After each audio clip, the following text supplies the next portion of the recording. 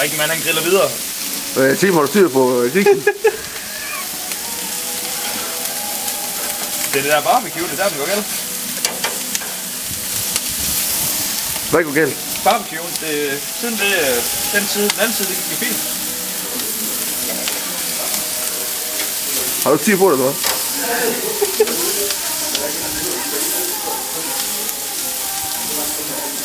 Bliver det godt? Det bliver konge. Det er gourmet. Jeg tror egentlig bare, de skal i ovnen nu. Skal de i ovnen?